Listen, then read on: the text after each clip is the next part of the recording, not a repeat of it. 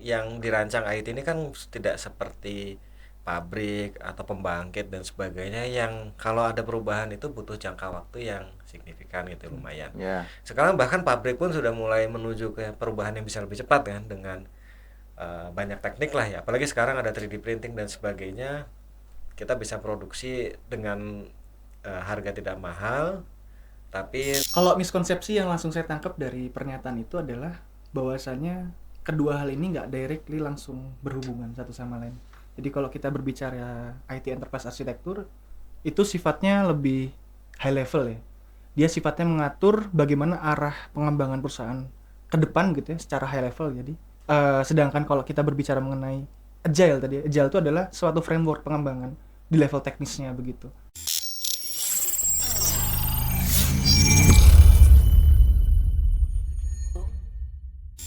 Baik, kembali lagi bersama kita di SV Talks episode ke-14 with expert to the next level. Baik, nah hari ini kita akan membahas topik baru lagi nih. Kemarin mungkin sudah sempat di episode-episode sebelumnya disinggung. Nah, hari ini kita akan membahas tentang why IT Enterprise Architecture matters, building a stronger digital future ya. Bersama saya di sini sudah ada dua expert ya. Jadi di sini ada Mas Haidar, expert arsitektur data, dan juga di sini ada Mas Ali, sini sebagai expert enterprise arsitektur. Mas Ali udah muncul di berapa video, Mas? banyak banget sih. Kayaknya sutradaranya nggak bisa cari expert yang lain gitu. Oh. Ya, tapi kebetulan Mas Ali ini memang sudah belasan tahun ya di IT. Jadi beliau memang sudah expert dalam berbagai bidang ya. Baik, pertama, ini sebenarnya ada banyak banget isunya ya di dunia IT di dalam bidang enterprise architecture ini. Terutama mungkin kita akan membicarakan terkait visibilitas ya tentang aplikasi. Jadi kan pada saat suatu perusahaan itu memiliki banyak aplikasi nih, udah cakap-cakap nih. Nah, mereka tuh nggak tahu yang mana sih yang udah tua, yang mana yang ternyata kurang efisien, yang kurang efektif gitu kan. Nah, katanya sih enterprise architecture ini bisa membantu ada mungkin alternatif atau membantu apa namanya melerai gitu ya aplikasi-aplikasi yang udah ruwet ini. Nah, itu bagaimana Mas Haidar? Ya, kalau kita bicara, kalau saya sukanya ngebahasnya dari definisi dulu ya Mas ya. Oke, Jadi baik. orang-orang tuh kadang bingung kalau bilang IT arsitektur tuh, terutama orang yang awam ya. Arsitektur kan biasanya desain rumah gitu. Ya, Desain sesuatu lah kawasan arsitektur gitu. Nah, cuman di sini kita harus sedikit ubah gitu ya, reparaphrase mengenai terminologi arsitektur di konteks IT enterprise arsitektur ini gitu. Kalau berbicara dari definisi ini sebetulnya arsitektur itu maknanya adalah sebuah blueprint begitu ya, blueprint dari suatu organisasi ataupun dari suatu perusahaan yang di dalamnya itu terdapat setidaknya 3 komponen gitu ya, yakni struktur dari komponen-komponen tadi yang menyusun perusahaan atau organisasi tadi. Kemudian yang kedua adalah interkorelasi ya antar komponen tadi, ya. dan yang ketiga itu adalah prinsip ya, prinsip dari pengolahan dari komponen-komponen arsitektur tadi begitu ya. Yang mana ketiga dokumentasi ini memberikan gambaran begitu ya, apa yang saat ini dimiliki oleh perusahaan atau organisasi tadi, serta gambaran visi ke depannya tentunya. Jadi arsitekturnya bukan sesuatu yang sifatnya hanya menglist ya, melist apa yang sudah dimiliki, tapi juga menjadi vision ya. Sebuah gambaran ke depannya ini suatu organisasi atau perusahaan itu akan punya apa aja begitu. Itu secara definisinya gitu ya. Nah, secara konsepnya sebetulnya mudahnya ya ini tuh keahlian yang dasar keilmuannya itu adalah keilmuan taksonomi gitu ya, keilmuan mengelompokkan aset gitu. Jadi konteks misalkan kalau aset di konteks ITA ya asetnya adalah aset-aset IT begitu. Banyak sekali ya perusahaan-perusahaan sejauh ini ya yang mungkin nanti Mas Ali bisa cerita lebih banyak pengalamannya. Karena kalau pengalaman arsitektur saya mungkin masih 3-4 tahun gitu ya sejauh ini. Ya jadi mungkin case-case-nya masih belum banyak. Cuman sejauh pengalaman saya ya banyak sekali perusahaan-perusahaan mungkin ya dalam konteks ini adalah BUMN ataupun mungkin pemerintah begitu yang sudah saya sedikit telaah informasinya gitu ya. Mereka seringkali mengembangkan berinovasi tanpa adanya guideline begitu. Ke depan ini perusahaan ini akan punya apa begitu ke depannya. Akan menjadi seperti apa bentuknya gitu ya. Selayaknya kita bangun rumah tumbuh gitu ya. Nah, perusahaan-perusahaan ini seakan-akan membangun rumah tadi itu tanpa tahu nih nanti berapa lantai, kacanya ada di mana aja tuh mereka nggak punya bayangan. Tiba-tiba nggak sadar, oh aplikasi saya kok tiba-tiba 500 gitu ya. oh tiba-tiba kok Tiba-tiba banyak. modul service di belakangnya, di back endnya kok tiba-tiba ada 4.000 misalkan. Tiba-tiba dia ngedouble. Ada yang ngedouble. Ah, itu isu lain. Jadi selain jumlah, duplikasi yang tidak perlu juga itu jadi isu lain ya. Misalkan kok ada ya case ya satu perbankan kok modul service terkait dengan penampilan debit ya, penampilan jumlah tabungan nasabahnya itu ada berbeda di dua aplikasi begitu ya, antara aplikasi di ATM dan di mobile bankingnya gitu ya. Ya, saya tidak perlu sebut nama mereknya, cuman itu case-nya pernah terjadi beberapa 5-6 tahun ke belakang seperti itu. Dan nanti kita juga bisa berbicara lebih dalam gitu ya. Gak cuma konteksnya aplikasi. Aset-aset IT itu banyak gitu ya. Bisa kita berbicara mengenai data begitu ya. Bahkan di bawahnya aplikasi yang lebih detail seperti teknologi begitu dan aset-aset security misalkan. Itu mungkin kalau dari saya itu dulu. Mungkin Mas Ali bisa lanjutin dulu. Saya mau nunjukin ini aja Mas Aziz ya. Tim riset kami juga sudah mencoba mencari data internasional karena dia itu dari perusahaan asing ini Biz Design. Jadi di 2024 paling terakhir nih. Loh kenapa nggak survei sendiri sih? Ya kita pengen lihat di dunia karena sekarang 2024 ini tantangannya tentu beda sama yang dulu ya. Tapi kalau pas saya kaget juga ngelihat ini, saya pikir makin kesini makin baik gitu ya tentang pemahaman perusahaan terhadap IT yang dimilikinya. Kenyataannya seperti ini ya. Sejauh mana Anda mengetahui aplikasi mana saja yang duplikat gitu ya, yang sebelah kiri atau yang sudah usang atau yang udah nggak pakai. Ternyata masih banyak di sini yang jawab tidak memahami 30% dan sangat tidak memahami 4%. Artinya apa? 1 dari 3 perusahaan gitu. Jawabnya nggak tahu. Ya. 1 dari 3. Kan apa itu ITA? Ini kan pertanyaannya sederhana ya. Apakah aplikasi ada? Oh ya yang, benar. mana yang jadul gitu ya, yang udah Ada secara bisnis. duplikat, usang, jumlahnya berlebihan. Nggak tahu. 1 dari 3 loh, ini 1 dari 3. Dan itu terrepresentasikan dari pekerjaan-pekerjaan kita yang Saya pikir itu cuma di Indonesia karena saya pikir gini, orang Indonesia itu biasanya kan ada ini aja. Kita itu malas mencatat gitu ya. Itu saya sih, tapi saya ngeliat teman-teman saya juga gitu. Ya, tapi dikiranya di daerah Indonesia aja di lingkup Ya, yang pernah karena Mas Ali dan Mas Haidar kerja gitu ya. Karena di sini tuh kan bukan hanya di IT ya. Ya. Di semua bidang kan gitu ya. Ya. Ya misalnya saya aja, misalnya rumah tuh, catatan terakhir arsitektur rumah. Itu sudah nggak kecatat perubahan-perubahan terakhir gitu ya. Misalnya sekarang ada jalur baru, lampu baru, ada keran baru dan sebagainya, nggak kecatat. Nah itu saya pikir itu apa namanya, Dikit masalahnya aja. orang ya di Konoha aja lah gitu ya. Konoha. Bahasa Konoha Gakure. di plus 62 inilah gitu. Tapi ternyata di seluruh dunia. Ya, oh ini ada apa lagi nih? Nah, salah satu halnya memang bagaimana bisa menjawab itu. AI itu membantu nih sebetulnya cara dokumentasi yang baik seperti apa. Nah, ada nanti standarnya, ini ada di sini Biz Design juga, bahwa memang perusahaannya itu sudah nyadar sebetulnya ke depan dokumentasi dengan model AI ini bagus. Tadi yang dijelasin Mas Haidar lah definisinya gitu.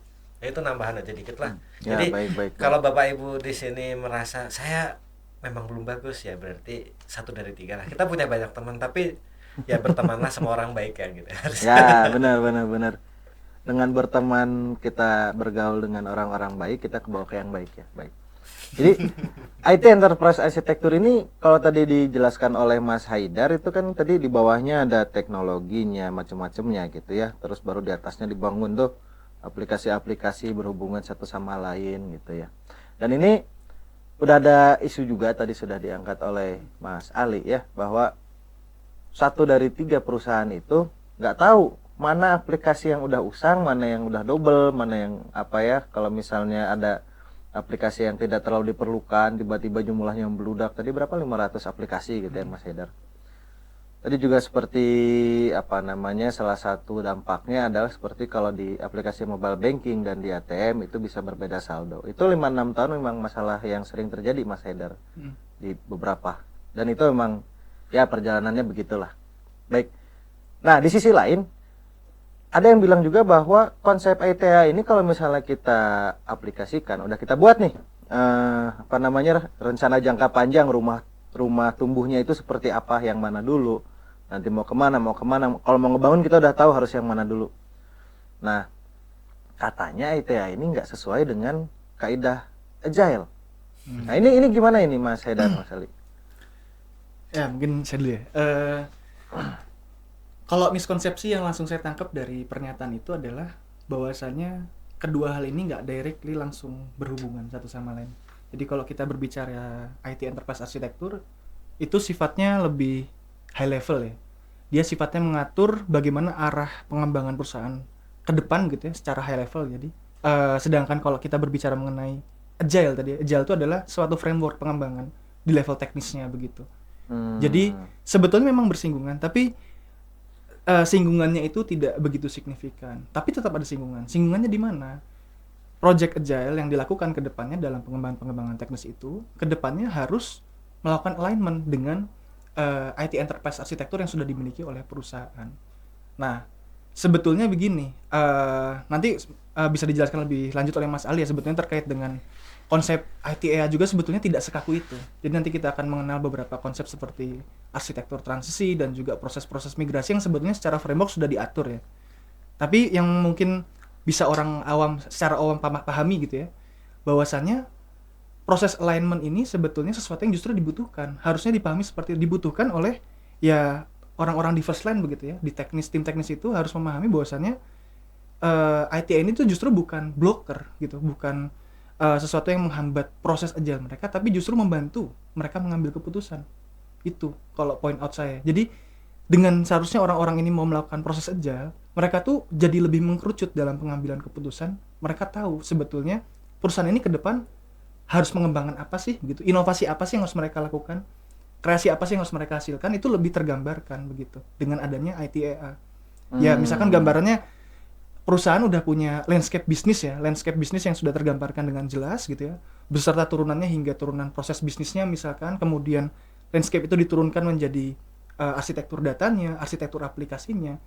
Kedepannya orang-orang di first line ini yang mengembangkan project-project secara agile tadi itu tidak akan bingung, tidak akan mungkin bahasanya kok tadi ya lack of visibility, tidak akan muddle through itu tidak akan kebingungan begitu ya dalam menentukan arah gerak mereka begitu. Justru akan lebih mudah. Penekanannya di sana kalau dari saya. Monggo kalau ada tambahan Mas Ali. Oke, jadi secara dulu tuh kan pada saat agile dinaikkan itu lebih ke fleksibilitas, mengakomodasi inovasi gitu ya. Padahal justru dengan adanya ITEA ini perusahaan itu sudah menyiapkan suatu koridor bahwa ini loh kita inovasi, cuma kita tuh arahnya ke sini gitu. Itu gimana Mas Ali berarti? Mungkin ada tambahan? Ya sebetulnya gini, kenapa ada pandangan ITEA itu bisa menahan agility ya, karena memang secara prakteknya dahulu itu ITEA ini sumber awalnya dari pada zaman kita menuju industrialisasi ya. Industri. Nah, industri itu kalau kita merancang sebuah pabrik besar, itu kan dirancang secara rigid semua proses dari awal sampai akhir supaya pabrik itu terbangun dan bisa menghasilkan sesuatu.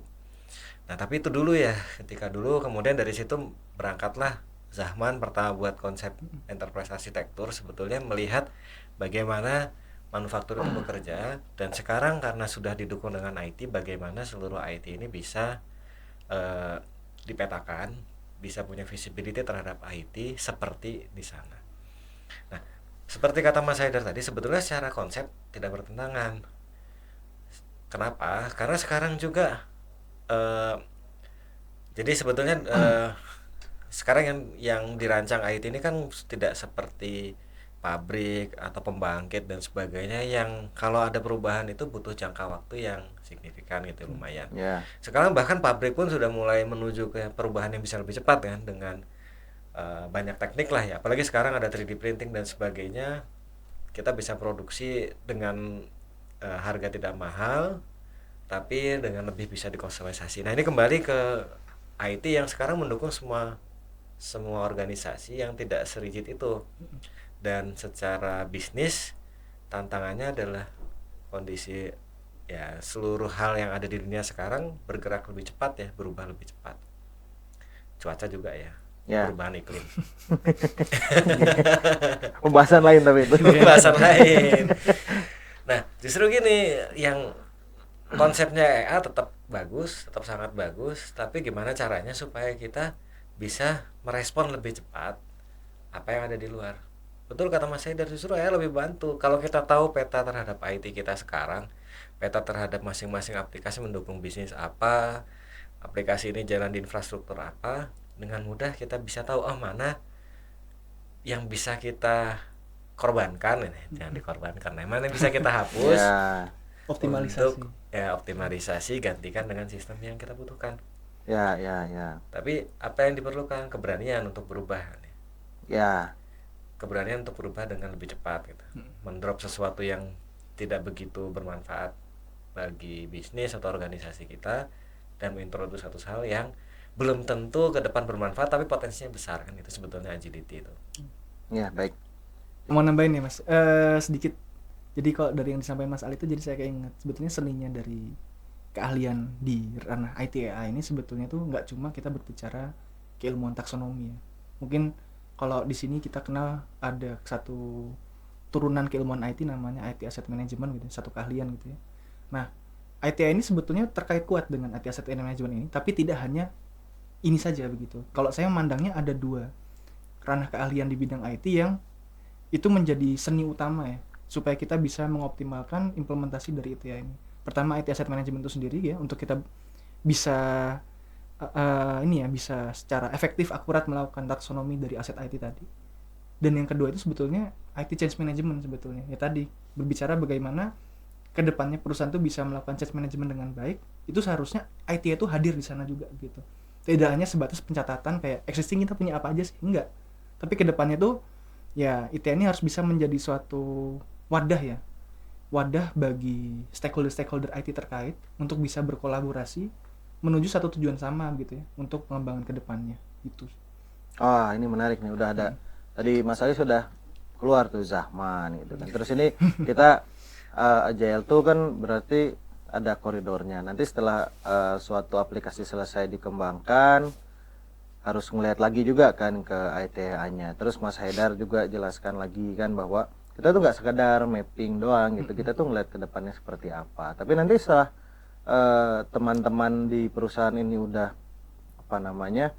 udah pengembangan aplikasi lagi, terus dengan keberaniannya ngedrop aplikasi yang sudah tidak dibutuhkan, yang double, yang tidak efisien gitu.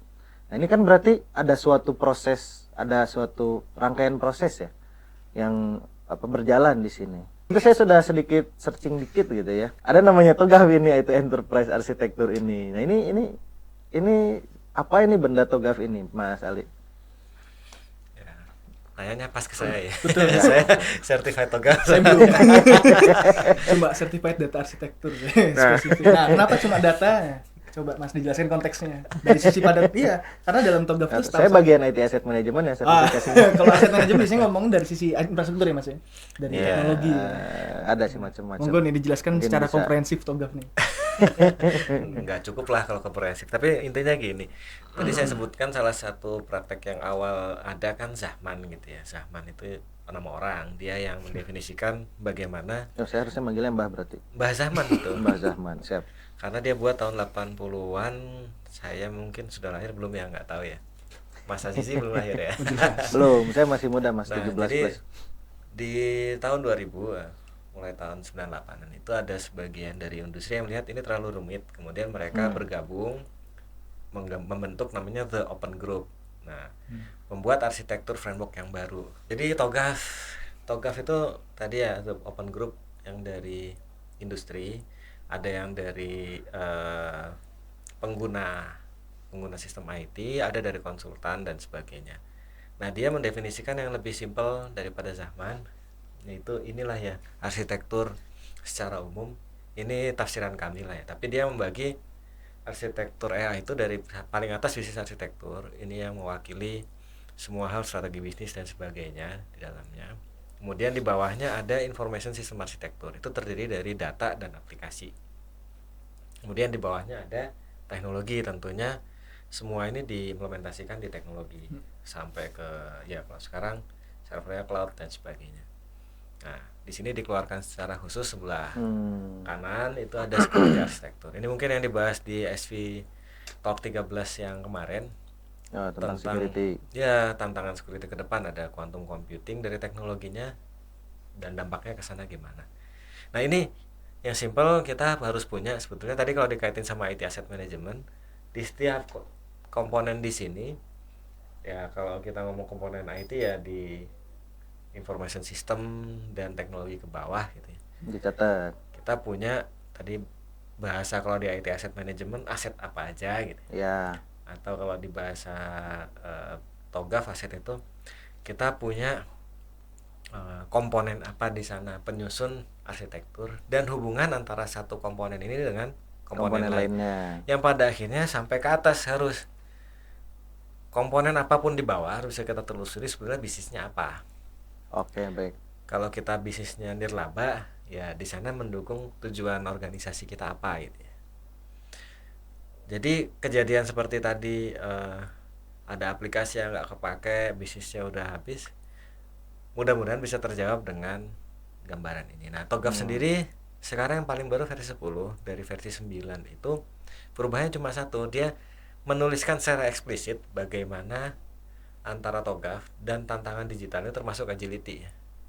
Digitalisasi dan agility. Jadi itu cuma itu perubahannya. Kebetulan akhir tahun kemarin saya ngambil update-nya ya, sertifikasinya dari 9 ke 10.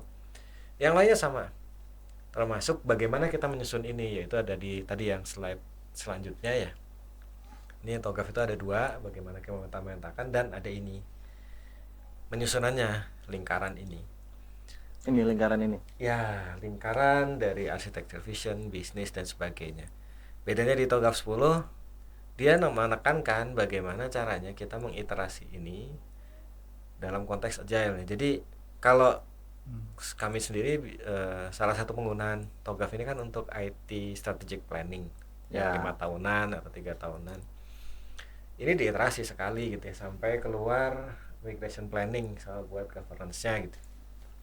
Kalau mau baca rincinya silahkan lah ya. TOGAF ini bisa diunduh gratis juga, dilihat gratis online di TOGAF. Nggak bisa diunduh sih, kalau download harus daftar, tapi kalau dilihat saja bisa. Kalau nggak daftar berarti download HTML, SPDF. Nah, itu anak-anak muda bisa. Teknik anak-anak muda. Teknik anak-anak muda. Jadi kalau yang di 10 itu menekankan ini di iterasinya setiap berapa lama.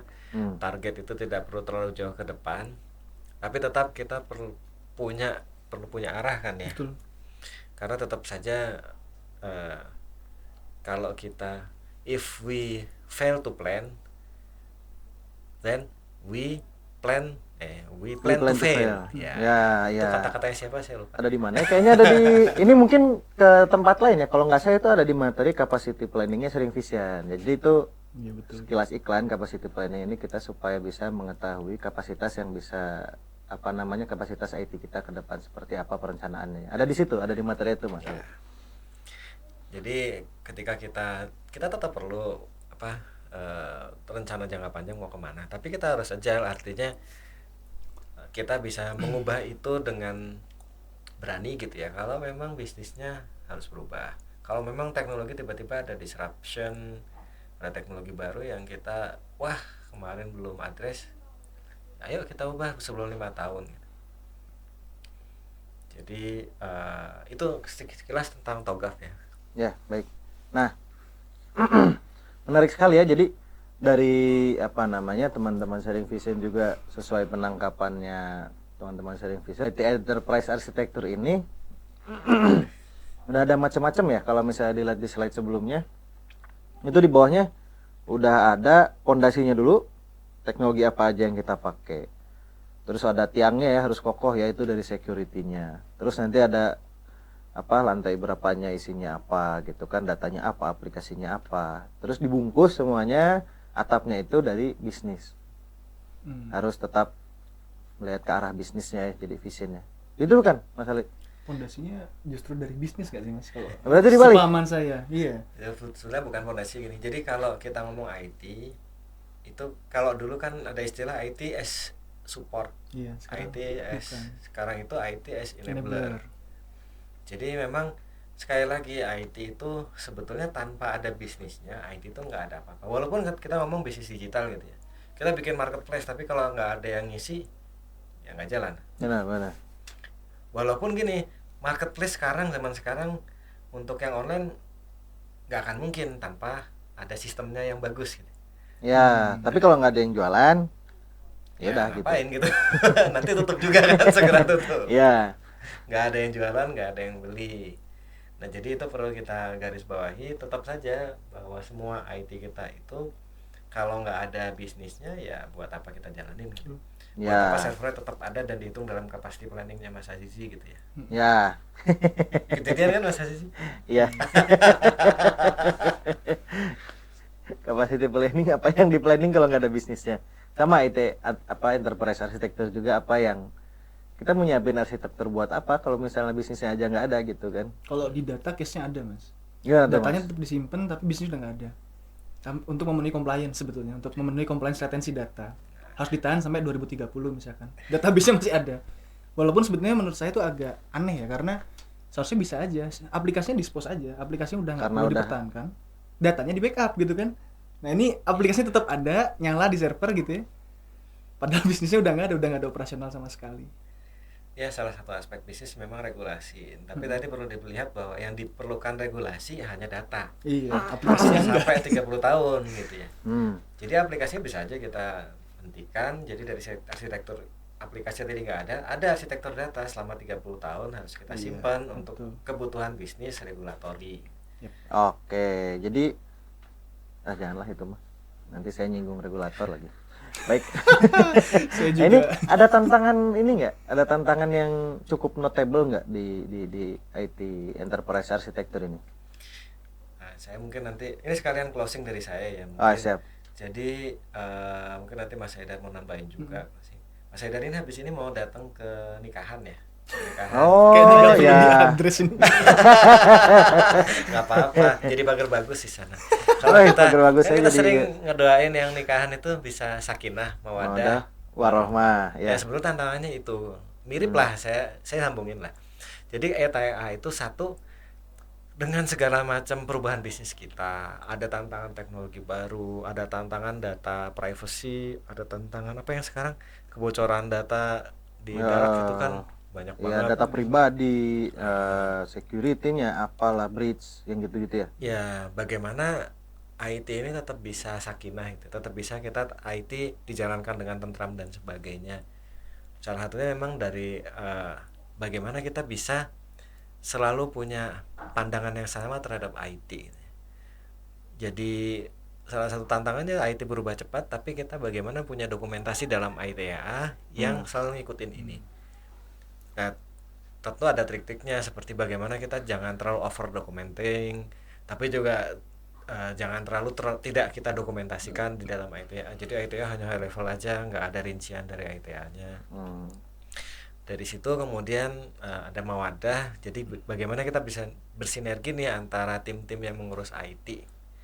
Jadi dengan adanya ITA kita punya bahasa yang sama. Kemudian kalau ada suatu masalah kita bersinergi, bukan saling menyalahkan gitu.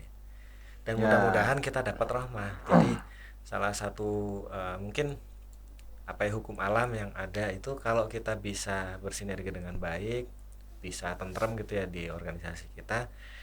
Mudah-mudahan memang IT kita bisa dijaga reliability-nya, dijaga dia. Kalau misalnya ada problem pun bisa kita atasi dengan cepat bersama-sama.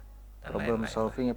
Problem solving oriented, solution oriented Betul. barang-barang. Jadi gitu ya. ujung-ujungnya sebetulnya tiga hal ini kan lebih banyak ke aspek bagaimana antara manusia, Ya. bagaimana kita punya proses yang baik di Dalam dalam perubahannya organisasi kita, bersama antara sehingga ini. bisa tantangan-tantangan IT itu bisa kita jawab. Salah satu toolsnya adalah dengan ITA. Tadi orangnya apa ini? Orangnya tadi?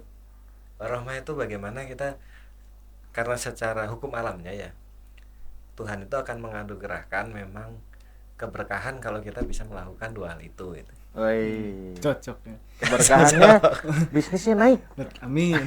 IT Mungkin gini ya bener. rasanya kalau misalkan khutbah nikah cuman yang ngasih ngisinya tuh orang IT gitu. Tadi kan ada orang aja lewat. Terpaksa ngisi gini isinya gitu. Diumumkan dengan IT arsitektur. Ada ini enggak? sebenarnya- Tambahan dari Mas Haidar. Tadi udah di-highlight dengan baik oleh Mas Ali ya. Kalau saya sih suka ngerangkumnya kalau tantangan terkait dengan implementasi IT arsitektur tuh ada dua ya. Dirangkum dalam 2 poin besar. Tantangan yang paling pertama itu mungkin saya bisa anggap ya mungkin sekitar 90% lah ya, 90% perusahaan dan organisasi yang udah ada saat ini itu sudah berkembang jauh dengan tidak adanya ITA ini begitu. Tanpa- Ya, jadi ITA ini sejauh mungkin pengembangan IT sejauh ini, maksudnya digitalisasi yang sudah terjadi mungkin selama sejak era big data begitu ya, awal 2006 gitu udah mulai naik digitalisasi ini. Sedangkan ITA ini baru mulai naik namanya sekitar 5-6 tahun ke belakang begitu ya. Mungkin 7 tahun ke belakang itu baru namanya mencuat ke atas. Di Indonesia. Di Indonesia, Di Indonesia. betul. Perlu di-highlight ya, ini case-nya di Indonesia, maaf. Nah, maksud saya tantangan yang sering kita hadapi adalah ya mungkin atau rekan-rekan lain mungkin nanti akan berkecimpung di dunia IT enterprise arsitektur adalah ya nanti akan sering banyak ketemu di pekerjaan itu ya, ketemu di perusahaan yang di dalamnya itu udah jadi hutan rimba gitu. Aplikasinya udah banyak. Udah banyak. Teknologinya di mana-mana, data Betul. data acak-acakan gitu. Mungkin kalau mau nanya sesuatu yang suatu sistem atau suatu data yang disimpan itu mungkin orangnya udah meninggal tuh bisa jadi gitu. Saking lamanya developernya mungkin udah 20 tahun yang lalu gitu ya, kayak beberapa aplikasi legacy yang di perusahaan-perusahaan yang sempat kita ada pekerjaan tuh Mas. Itu developmentnya tahun 2000-an, bahkan ada yang tahun 1990-an. Iya. Sekarang masih jalan. Nah, itu harusnya di figure jadi ini. Iya, Di konfigurasinya museum itu nggak- harusnya udah artefak. Konfigurasinya nggak didokumentasikan dengan baik. Kemarin kita ada asesmen terkait aplikasi tersebut, bingung. Developernya nanya siapa, udah nggak di sana gitu. Tapi dipakai. Masih jalan, Oh, masih masih jalan. jalan. Walaupun sekarang udah ada bahasan akan didisposal ya gitu. Ya, Nah. ya. PR pertamanya adalah gimana kita bisa menyusun ya suatu IT enterprise arsitektur dengan kondisi suatu perusahaan tadi itu tuh sudah terbangun gitu, sudah punya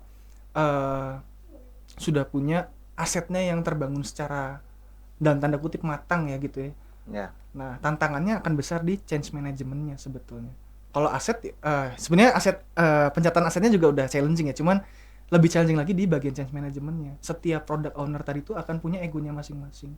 Nah, nyambung ke poin kedua, tantangannya adalah bagaimana ya ITI ini atau itu seringkali dituangkan dalam bentuk suatu dokumen governance ya. Yang mana sebetulnya aku kurang setuju disebut dia sebagai dokumen standar. Biasanya saya nyebutnya sebagai guideline perusahaan. Nah, selayaknya suatu dokumen governance tanpa adanya komitmen dan kolaborasi dari ya stakeholder terkait ya cuma bakal jadi hitam di atas putih doang. Ya akan jadi apa-apa gitu ya. Oke, baik. Seringkali effort penyusunan ITA itu besar, tapi setelah tersusun ya udah jadi dokumen doang. Orang-orang tuh lupa lagi karena satu poin besar sebetulnya ITA ini benefitnya itu nggak direct. Dia nggak secara Nggak langsung. langsung kerasa ya. Nggak langsung kerasa. Karena kita harus mawadah, Mas. Iya.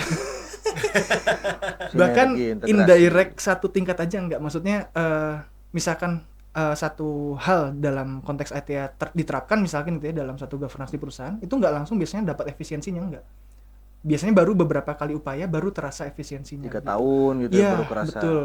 Jadi jarang perusahaan merasakan benefitnya secara langsung, seringkali first line tuh nggak memandang remeh lah si ITA ini. Belum lagi permasalahannya ada dari sisi orang IT arsitekturnya itu sendiri yang seringkali masih dalam tanda kutip ya kaku dan sifatnya seakan-akan seperti yang mengawasi, berada di atasnya rekan-rekan first line.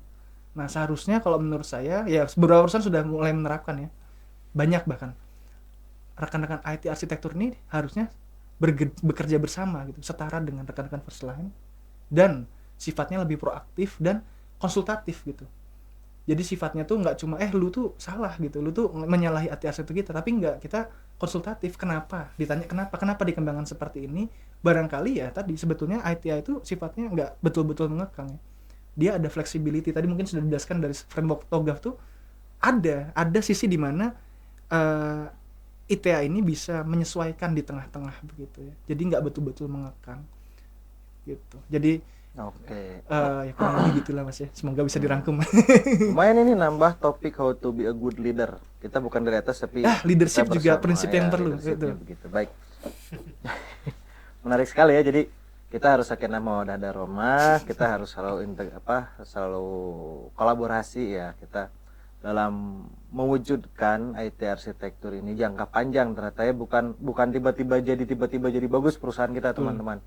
Ini jangka panjang, kita harus bangun bersama, kita harus istilah bahasa Sundanya ada sih, ngereyeh gitu ya mungkin ya.